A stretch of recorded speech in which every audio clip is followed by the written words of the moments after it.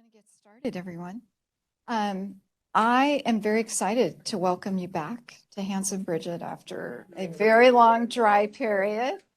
I was last night thinking about the opportunity to be able to welcome you here, and I just found myself smiling, and luckily nobody was watching me smile to myself. And I thought, how much I had missed having these events and seeing people and getting together. And a lot's happened over the last, we started these in 2007, so 16 years ago. A lot has happened over that period. SVN became SVC, that became joined with ASBC, that became ASBN. I'm done. The one thing that's remained constant is the commitment of the people in this community to using the power of business to make the world a better place. And, it's just so wonderful that you're showing up again in 2007 when we held our first Sustainable Business Forum. We were rather nervous that no one would show up. Exact same feeling was going through me this time, but you showed up. So thank you. And we appreciate how precious your time is, and we're so glad you're here. So we are going to hear from one of those businesses and some business leaders who are making a difference and making the world a better place. And I will turn it over to Jeffrey. So thank you so much for hosting us tonight. We are very lucky to have your wonderful hospitality. So many, many, many thanks to you and your firm. And we have with us Stephanie, who is the head of strategy and impact at the American Sustainable Business Network. Is it not working? Speak into oh my God, all right. I'll hold it. And Hannah, who is the head of sustainability at Allbirds. And having spent much of my career at Seventh Generation, I was just blown away when Allbirds sort of came on the scene, and I thought, here is the next generation of companies that are really leading this incredible journey towards sustainable business. So I'm thrilled to be able to have Hannah here today to talk about their journey, and we'll get into greenwashing in a second, but I just want you to maybe start out by telling us just a little bit about your journey to becoming a sustainable business. You've been with the company for 5 years or so almost from the beginning. And I'm not sure that everybody knows the story. Yeah, sure, I'll start. Thanks, and thanks for having us. Allbirds is a footwear brand based here in San Francisco. We are actually not that old. We started in 2016, so just about 7 years ago now. And the gift of starting at that time was that we got to start with a blank slate, that we weren't having to retrofit a business or rebuild supply chains more sustainably. We could do that from the beginning with our first product. And the vision of the founders was that most of our shoes and clothes are made from synthetic materials that come from fossil fuels, and we wanted to bring natural materials back to clothes and shoes. So we started as a B Corp in 2016 and have been on that journey ever since.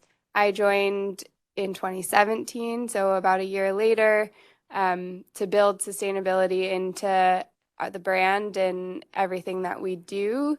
And we became a public company in 2021. So have on the topic of greenwashing, have gone through that whole journey of how do things change when you become public? What is the burden of proof to public audiences when you're talking about sustainability? Stephanie, how would you define greenwashing? What is it? Hi, everyone. So I lead the circular economy working group at ASBN, and we see it a lot because a lot of circular economy models and products use recyclable, recycled content, compostable. And so a lot of companies misrepresent that their product is recyclable when it actually might not be, or they might say something is less harmful than it actually is. So two different types of misrepresentation, whether it's a product, service, organization, or even a policy, people are motivated to misrepresent the truth, and there's a pressure because you don't want to get canceled or called out. So you might, brush over some of the things that aren't as pretty, and we also miss out on learning opportunities, I think, too. Hannah, do you think greenwashing has gotten worse recently?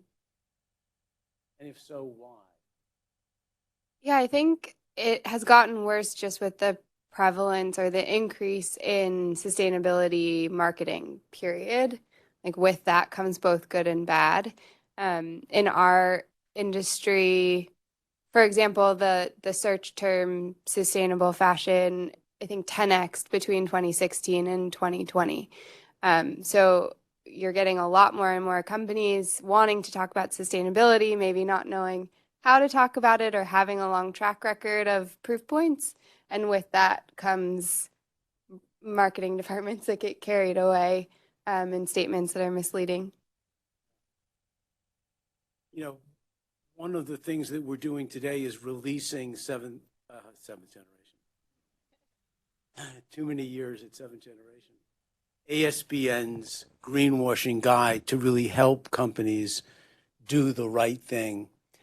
And it's interesting because we have many people that talk to us about the marketing claims they want to make.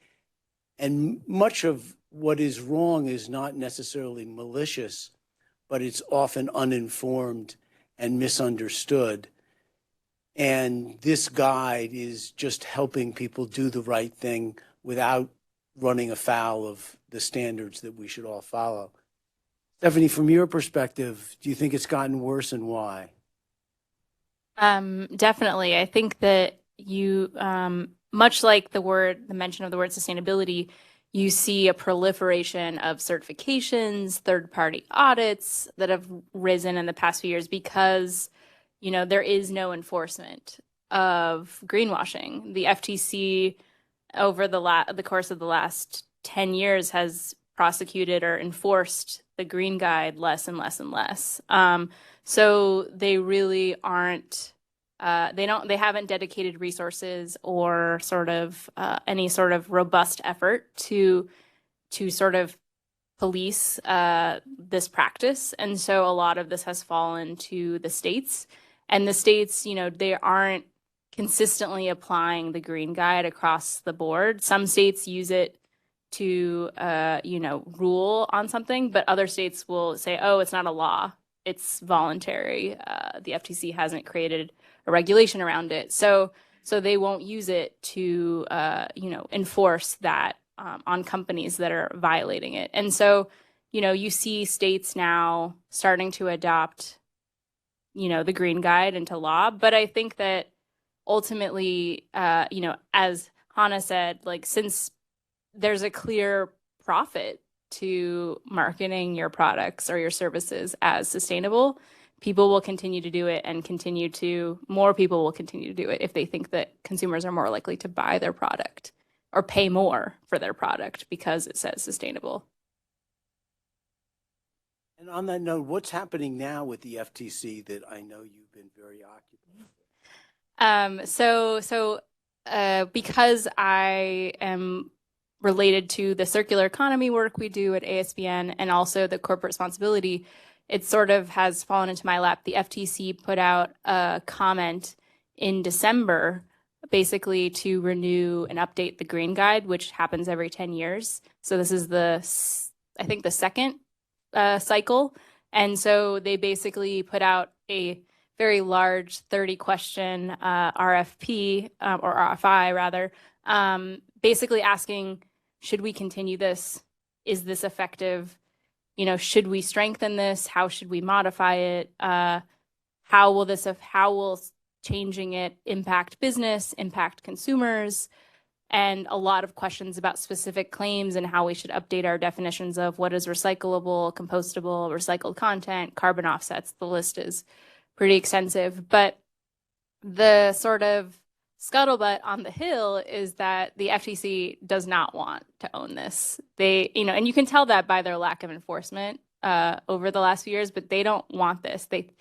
Whether they think the EPA should have it or something else, but they don't want to do this work. And it would require a significant scale up of their skills and expertise to be able to do this work. And I think they're hoping that more states will continue to adopt it, so the states themselves will take on the burden of enforcing it. We've seen, Hannah, a huge pushback around ESG and this whole notion of woke capitalism. Is this related to greenwashing? Is it separate? What's going on there? I think it's all related. I think it's about trust and whether consumers, regulators, investors trust companies or not, and kind of trying to tally up all of the proof points in either column. And I think greenwashing comes into play because if you mislead customers and that's proven in the courts or in regulation, then you lose a lot of trust with your customer. And I think that takes so long to build that is pretty devastating. You've seen in your filings with the SEC, have you noticed a change in disclosures and claims? Yeah, we've definitely been.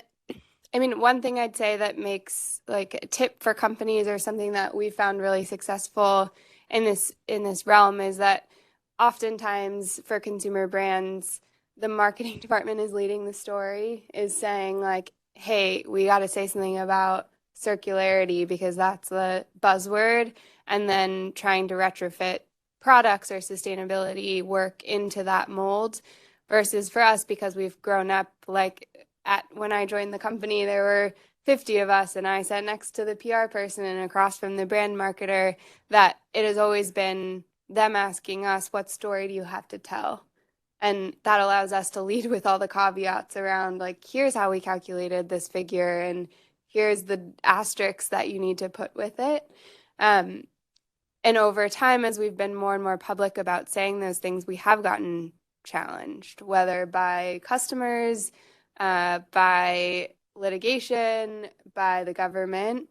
And I'd say so far, it's gone as it should, which is, for example, when we went public, we put a lot of ESG information into our S1 filing, which was pretty unusual. And we got a lot of questions and comments from the SEC around how do you prove this when you say your product is X% fewer emissions, prove it. And I think you have this challenge where you've got regulators who aren't climate scientists, and we're kind of speaking different languages, but it felt like in all of these fronts and instances, the burden of proof has been reasonableness, has been like, when I say a pair of shoes is 10 kilograms of CO2, did I do a study behind that? Do I have third-party verification of that statement? And once that's produced and explained, everyone's happy. What I fear is that as more and more companies put out more and more statements that might not have that proof, we'll see sort of an overcorrection where nothing is good enough, where we're looking for perfect data and perfect backup, which doesn't exist yet. So the fear is that companies will get scared to communicate anything, and we'll lose all this ground that we've made on companies making sustainability a priority. One of the things that impressed me so much about Allbirds is that much of what you do is not just sustainable, but regenerative. horizon well beyond. Can you talk a little bit about what you're doing that is regenerative and why that's different? Yeah, it starts with the idea that, we talk about net zero and how we as a society have to get to net zero emissions by 2050. At Allbirds, we have a goal to get there by 2030. What that means is that we will minimize our emissions as much as humanly possible, but within the span of the next 7 years, there are still going to be some areas that we cannot eliminate. And so there need to be other parts of our supply chain that are going beyond zero and actually storing or sequestering carbon such that net, the business is creating a positive impact for the world. So for example, we use a lot of, again, we're trying to bring natural materials back to footwear. Natural materials are grown on farms, and so land and the way that we grow and produce crops and things like wool can act as a huge solution to climate change if we're using the land to draw down CO2 and create healthy ecosystems. So we're working with wool farmers to do that. The challenge is like getting credit for that, and that's where greenwashing and these claims come into play. Is historically, well, a claim like that we're regenerative or carbon negative draws a lot of eyes and a lot of scrutiny in a space where there aren't a lot of clear rules and direction. So, for example, a few weeks ago, we announced a product that we'd figured out how to make a pair of shoes that has a zero carbon footprint. So again, that means we've minimized the footprint of the shoe as much as possible.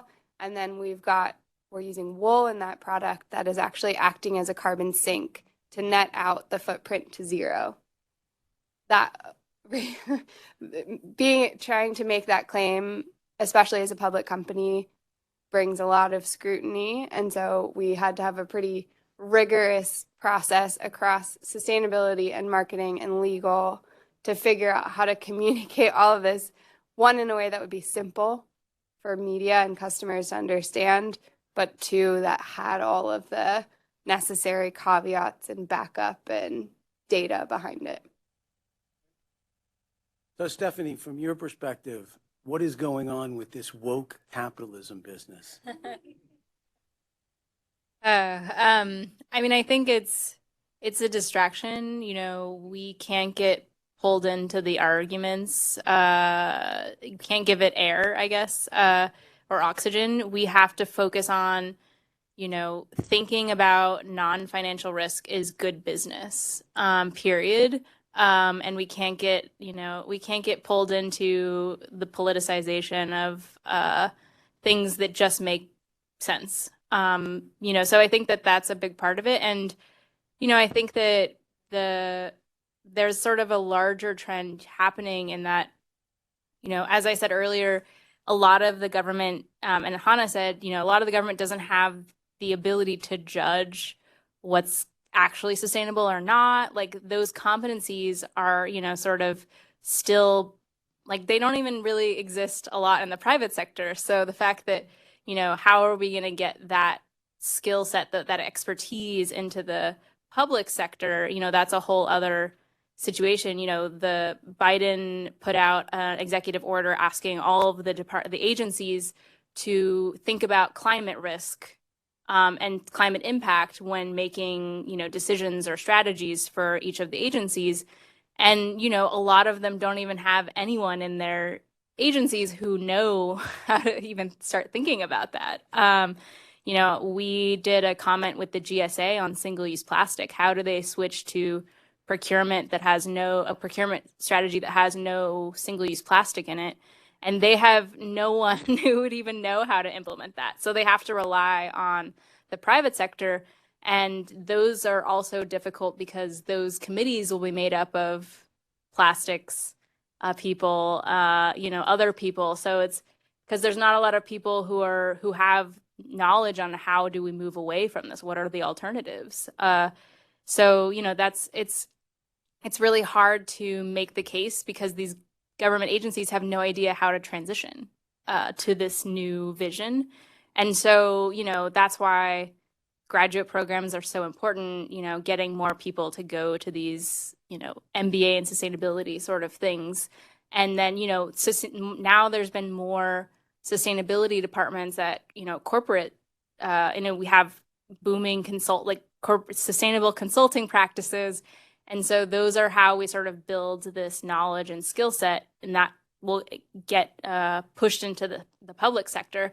And then, we won't be arguing about ESG and woke capitalism. It'll just be part of the decision-making process to consider non-financial factors and risk.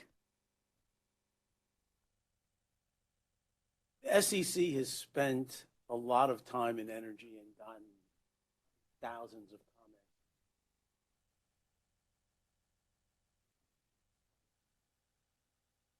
What's your thinking about that? Looking forward to?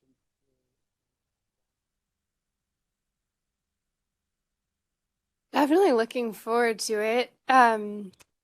Yeah, we published a letter, we submitted a letter in support of it and asking for it to be strengthened further. I think right now there's a lot of companies like Allbirds and many of them in the room, B Corps, who are sort of doing the right thing because we think it's the right thing to do, but are often penalized for it because it's more work and it costs more money. And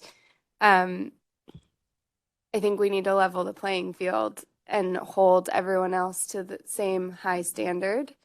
I do think I don't envy the task of the SEC in trying to create a rule that fits for everyone, because I think even something like Scope 3 emissions and whether you require companies to report that detailed into their supply chain, I think we absolutely should, because, for example, 98% of our emissions are Scope 3. So if we didn't report that, then what's the point?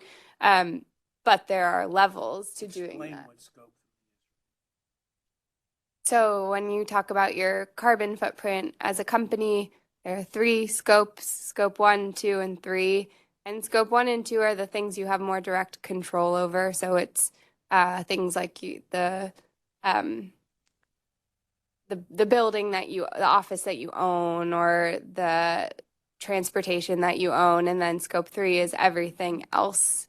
So if you're making a product through contract manufacturing, it's those manufacturers, it's the materials that you buy, it's everything in your supply chain to create that physical product.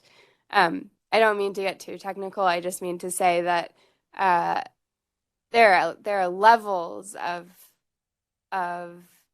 accuracy and levels of difficulty to doing each of these things. And it's just I don't think it's about excluding or including, it's about finding the right level that's fit for purpose. But it is an important discussion, because even at 7th generation, 90% of the emissions are Scope 3 emissions. And I think it's an interesting challenge from a greenwashing perspective, because companies can talk about what they're doing in Scope 1 and Scope 2, which is a little misleading if 90% of the emissions are not part of what they're talking about when they say they're getting to net zero. So anybody have any favorite examples of greenwashing? Definitely. So the Circular Economy Working Group, one could say that our biggest opponent is petrochemical. And, one could also say that they have quite a monopoly on, materials and packaging. And I think that the thing that is most frustrating to us and our allies is they have this, crazy new amazing solution called advanced recycling. And no one seems to think that it's problematic for the people who created the problem to own the solution and to then profit off the solution potentially.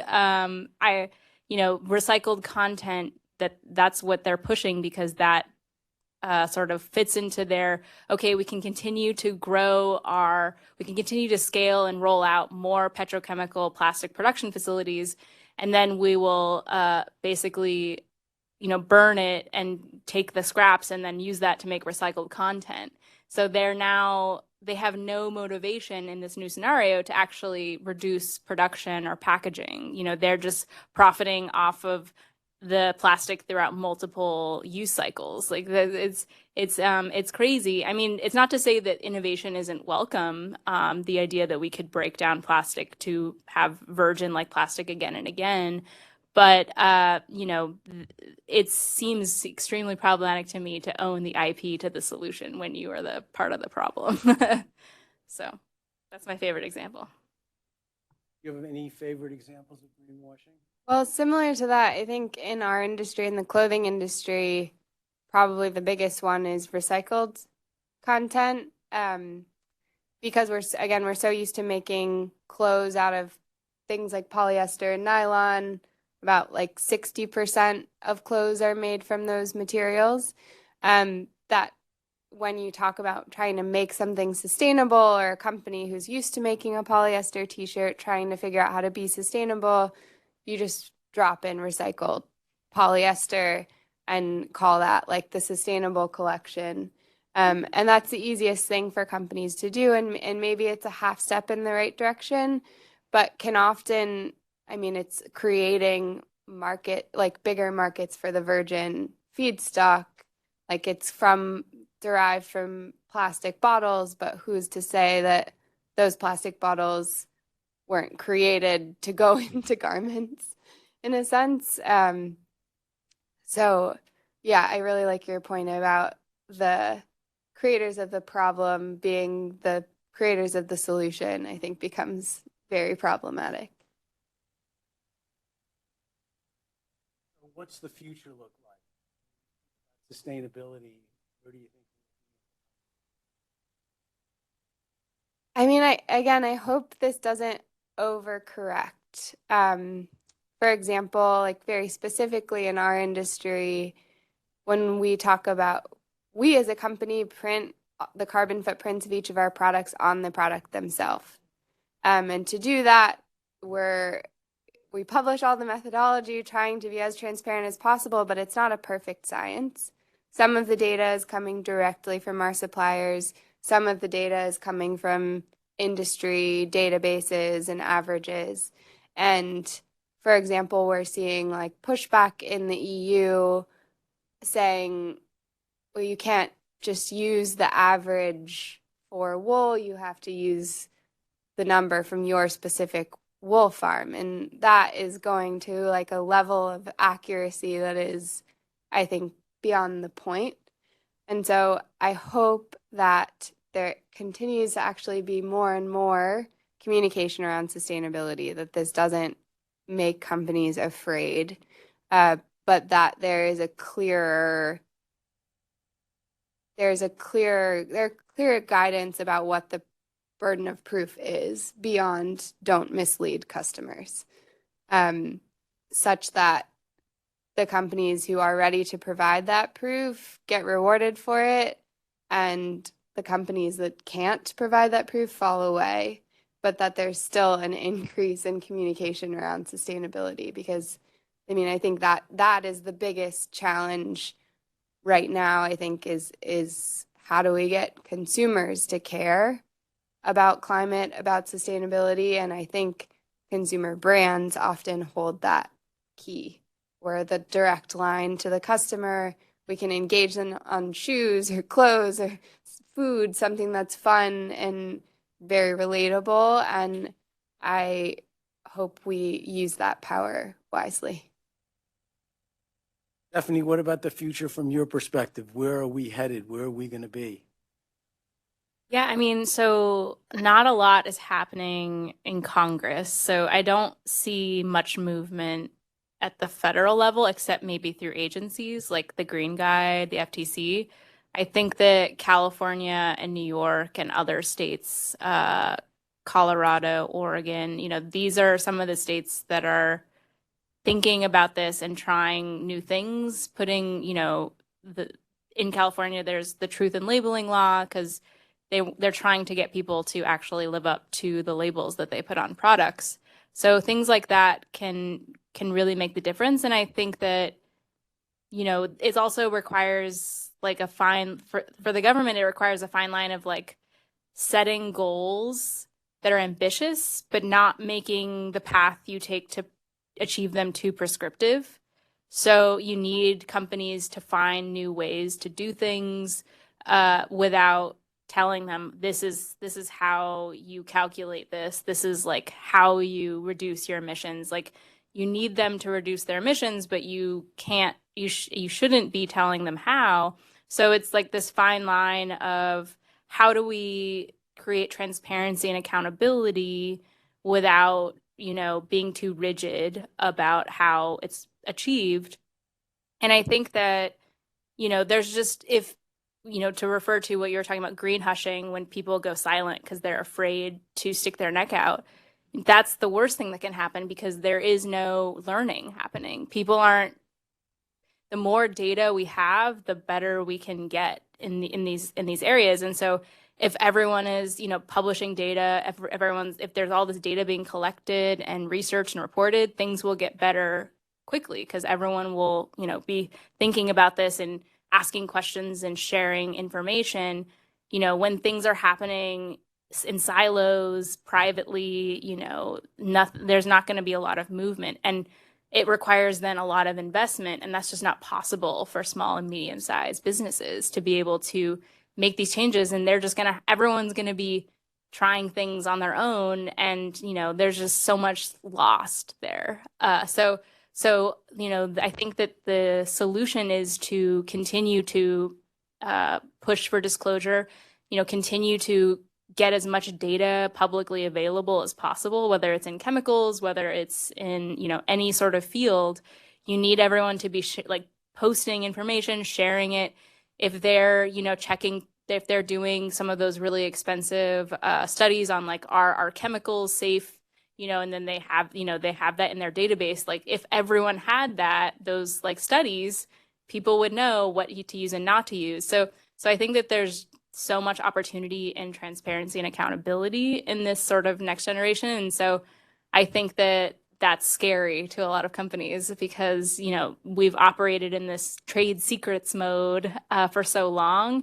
And now, you know, people can reverse engineer things like down to the molecule. So why, you know, do trade secrets even make sense anymore?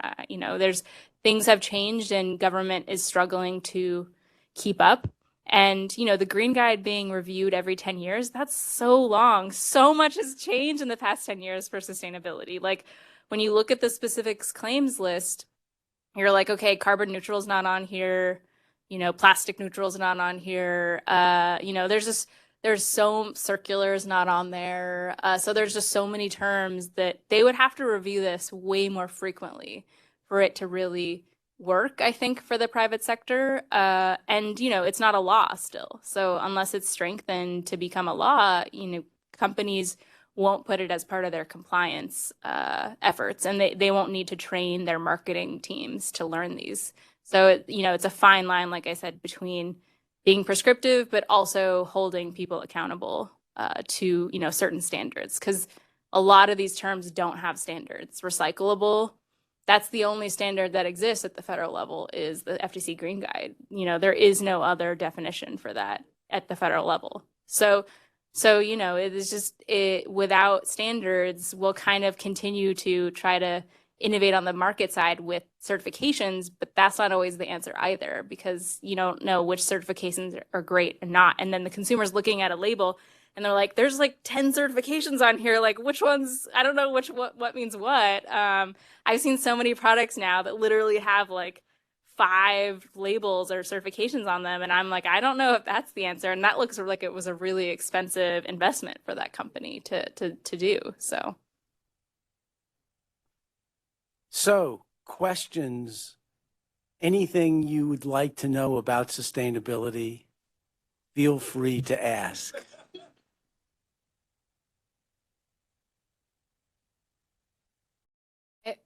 We face that exact question internally all the time, because everything you're saying is is true. And I think that's one of the most complicated things about sustainability is you're always trading off something. It might be lower carbon, but it's from fossil fuels. It might be lighter, and so I think all you can do is be transparent about those trade-offs.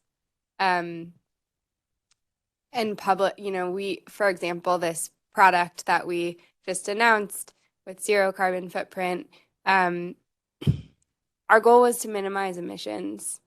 It was not circularity and recyclability. And we minimized emissions to zero, which is pretty darn good. But a large part of the emissions that do remain are from end of life, are from disposal of that product.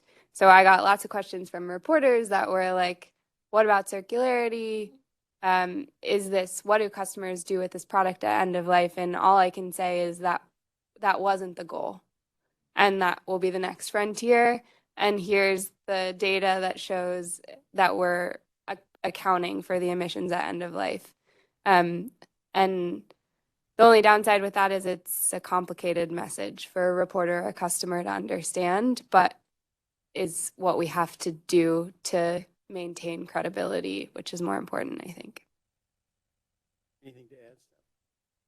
Yeah, I mean, I think life cycle analyses are like really hard because whoever is doing them gets to choose the boundary, and not everyone understands what that means. So I've seen the McKinsey report saying that plastics are the most climate friendly option, but they don't even look at reuse as like an alternative. So obviously, plastic is the most seemingly the most climate friendly option. So they don't, it's about, as Hannah said, like disclosing where the boundary is, what you did and didn't consider in this analysis.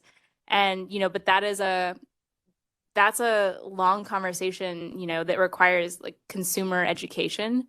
And you don't want to, when I was running a circular business before, I never used the word circular economy because no one knows what that means except for wonks, really. So you just say we reuse things, we recycle things, you have to sort of use layman's terms for a lot of these things. And so LCAs can manipulate people because, their thesis was something specific, and you can get the results you want based on, the thesis you have to start with. So I think that the green guides say you have to confirm your results with a reasonable basis of like science and data. And so I think that that's still being explored. What does that mean? That's kind of a vague term to some extent. And so when you look at court cases, like they have to prove, like they have to show the receipts, like how did we come to this conclusion? And, the LCAs are not geared for the average person or consumer to read and understand. But Hannah is right in that, you're going into it being like, we want plastic to be the most climate friendly thing. What sort of boundary do we have to draw to make that statement true? Other questions? So last year, SB 54 was passed, the big extended producer responsibility legislation in California. They are in the process of figuring out how to implement that. And that should start to shift the market away from single-use plastics, and it will generate a lot of investment in alternatives and also in recycling and reuse. It's also supposed to help fund improvements in local recycling facilities, because as we all know, like those depend on local taxpayer base dollars when, so this scheme, what we call EPR, extended producer responsibility, is what we call a polluter pays sort of policy, where the people who are manufacturing plastic are responsible to help mitigate and sort of improve the conditions for the end user and for the landfills and other places where it's going. So I think that give it like 5 years, and you should, like, the EPR will have been in full force by that point, and they'll have learned a lot about how to do this, because there's not a lot of extended producer responsibility in action in the United States, and each state has a slightly different version. The states that have passed it, Oregon, Colorado, they all have slightly different versions. So we're still learning like how these public-private partnerships of extended producer responsibility will actually play out. It's a lot right now. It's a lot of theory, but I think that will play a lot, and I think there's hope that we can pass a national bottle bill in the next few years. There was a Senate hearing on plastic in December, and the plastics industry said that they were interested in a bottle bill, which is actually a big win. So if we could get a national bottle bill, that could help a lot with recycling rates, I think. Yeah, I can start. I'd say, especially like in Allbirds' history since 2016, over that period of time, government was largely absent on this stuff. I think without government, like private sector sort of on the fence, and what we felt was a huge push from consumers that over that period of time from, let's say, like 2016 to 2020, the real force was our customer base demanding better and more and different, especially for us. Like we're a direct to consumer brand, so we sell everything through our own channels, and we had that direct line with the customer, and they were the ones asking, where did this come from? What is it made out of? And as we saw in 2020, when there were all sorts of crises, customers, I mean, I participated in a lot of customer research and interviews where we talked to especially younger consumers who were saying, like, there are so many places I can buy shoes. Like, I am very happy to stop buying from a company that doesn't care about this or isn't going to align with my values. And so I think that like sentiment is already there and is a wave that's just going to keep growing. And the hope again is that like I think it's great that businesses are responding to that, to say there is a market opportunity here. We have to provide a sustainable line or do more sustainable initiatives with our businesses. And I think that can be a really positive feedback cycle as long as it's done responsibly. I think my answer might be a little bit more sort of focused on the idea that I think that we are facing a lot of fragmentation and isolation and divisiveness, and people aren't talking. And so everyone is, researching and learning on their own. And as long as people are doing that, individually, it feels like a lot to do by yourself. Like, oh, I'm going to change the way I eat. Oh, I'm going to change the way I buy clothes. Oh, I'm going to change the way I commute to work. Like, it seems like a lot. And you feel like, why would I do this just for myself? So I think that there's such a need, the power of community. And, when I was doing my MBA program, one of the biggest impacts that we could point to of our program was all of our families and friends around us who were going through the MBA with us. They learned so much that all of their lives were transformed because they started to learn, like, why should I bike to work? Why should I like not buy these shoes? And so even just one person having that, all the people around that person then are, become, enlightened as to why you should think differently. So I think that like building communities and, building relationships with people and learning about other people's perspectives and sharing your own, like something so simple, but I think that it really could make a big difference in, sharing information and people thinking about the world differently, sharing their worldview. I have a much more depressing answer. I'm afraid that the impact we've had on our environment is going to cause feedback in the way of storms and other types of catastrophic events, that people's attention will be riveted towards thinking about sustainability in a way that we can't even imagine. Because when you lose your house or you lose a family member or you confront one of these terrible disasters, it becomes real in a way that is life altering. And I'm afraid we've reached a point where that's going to begin to be a significant fact. Huge motivation.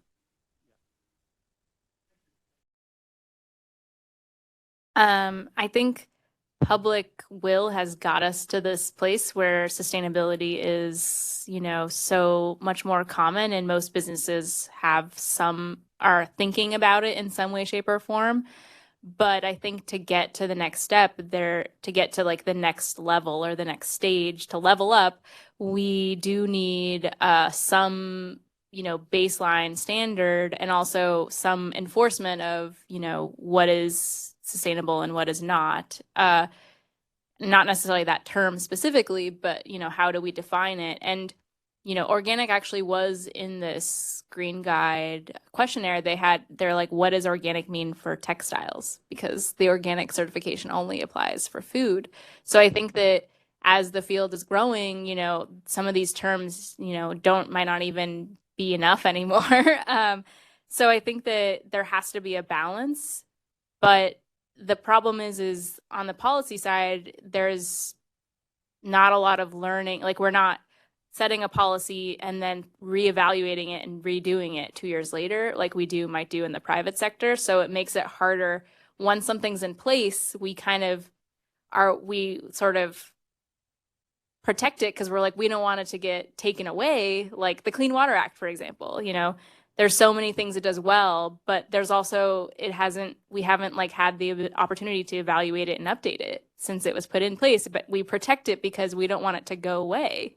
So there's not a lot of opportunity to improve upon existing policy. So we're so careful about when we set a policy, we want to make sure that it doesn't impede us, innovation, or, entrepreneurs from thinking and doing things differently. So it's, regulation can help, but it also can hinder. So you have to thread that needle. Yeah, I'd sort of agree that I think the consumer sentiment is largely there. Like, I think it will continue to grow. And again, I think that is our superpower as a consumer brand, is to keep stoking that desire and that demand of an expectation of companies. But when we talk about like decarbonization, for example, or just getting to averting the worst effects of climate change, we're sort of at the limit of what a consumer can do. And the consumer is powerful in that they might influence policy, but ultimately it's policy that needs to change. Like, for example, when I look at our footprint, the majority of it now, once we've like optimized the materials that we're using, is energy. It's energy to power factories, to transport boats and trucks and trains. And we can buy credits. We can buy renewable energy credits against that electricity, which we do, but we are sort of up against the limits of what a company can do. And what we need is renewable energy minimums in the US and in Vietnam and in China, and that without that we will not hit our targets. Companies will not hit their targets, and we won't get to the climate goals that we have to achieve.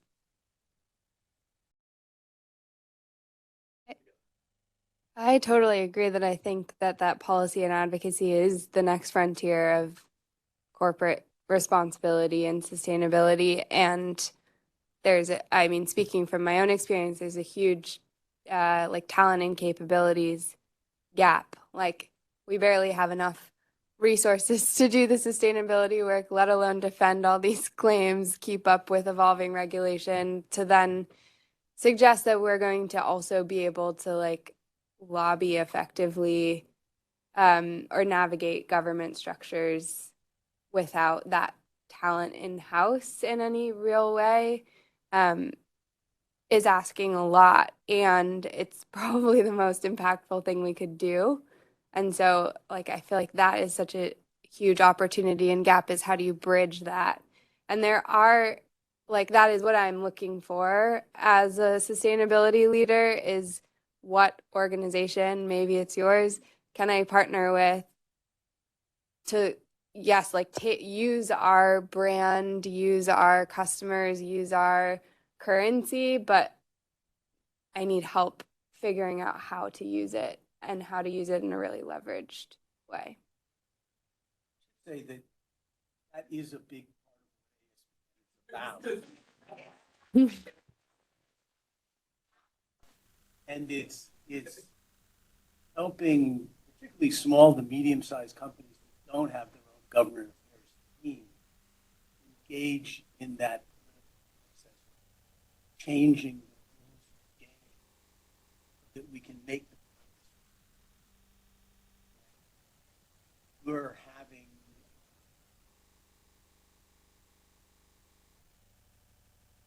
one day of discussion about public policy.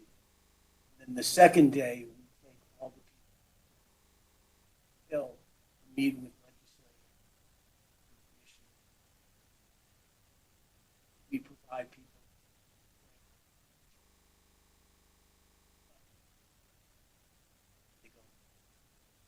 It is a big part of what we do.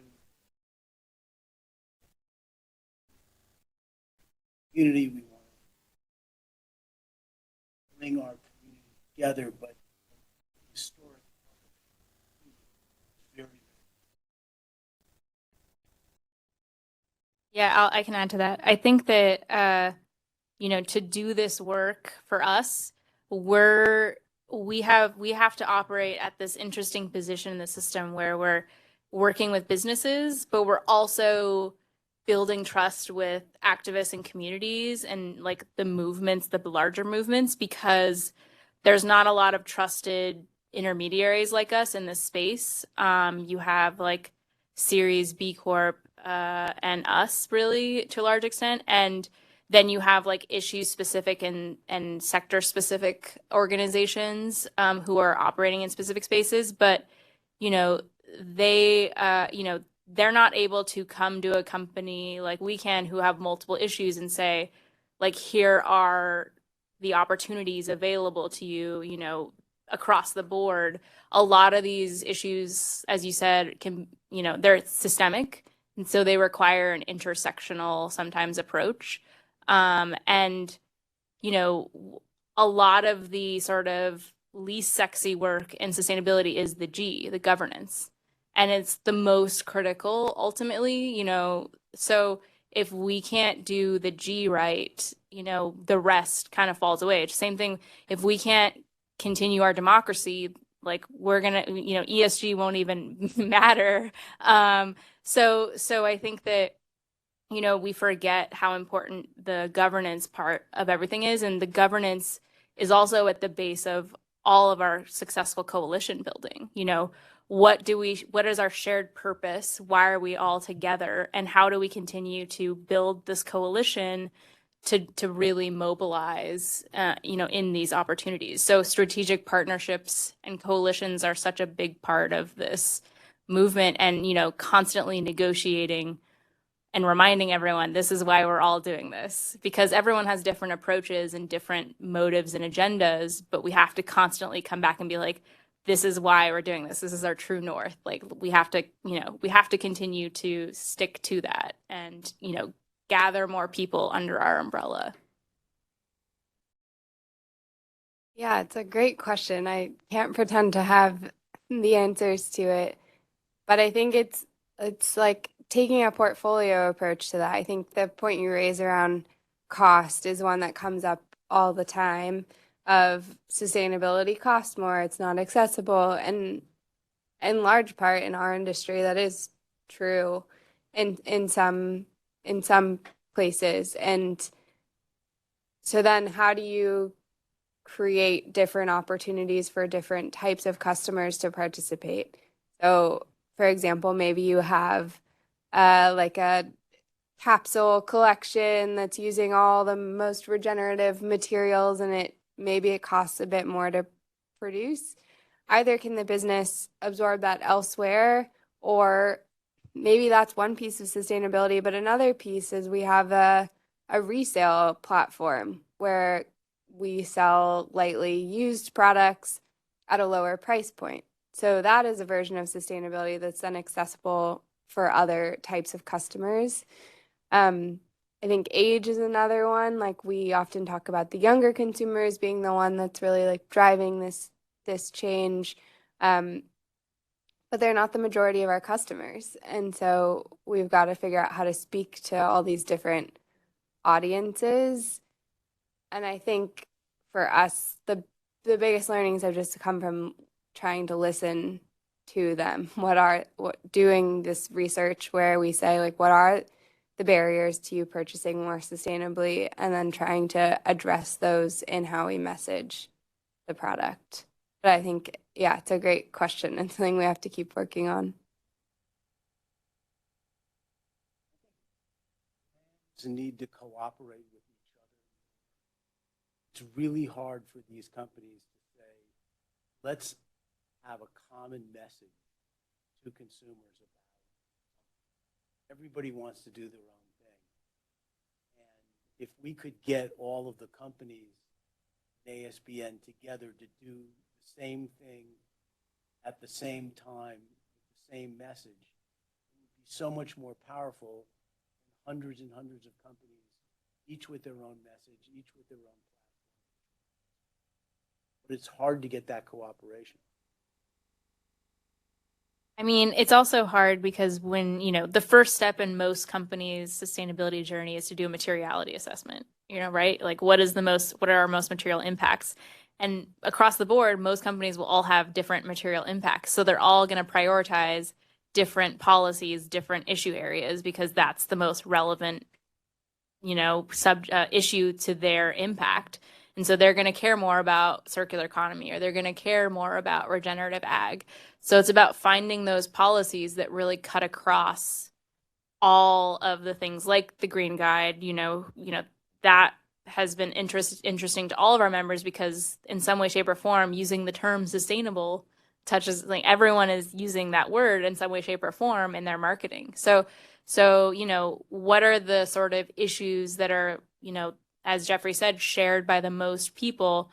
Climate is usually the first one, but there's other things that are going to bring people together.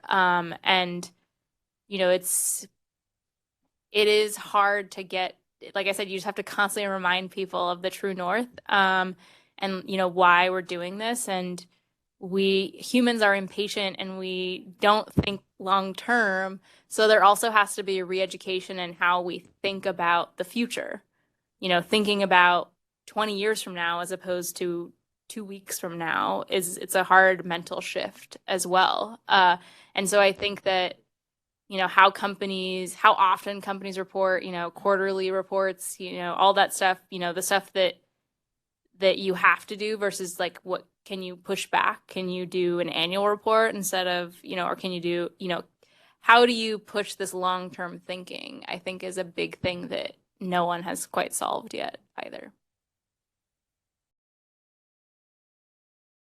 I hope so. I think as a newly public company, that was a decision we had to make, was what standard or framework were we going to use or report to.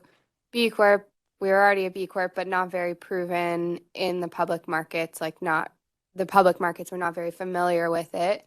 I felt that SASB was and continues to be the framework that companies are gravitating and investors are looking for, and ultimately that's what then guides what the companies want to report to.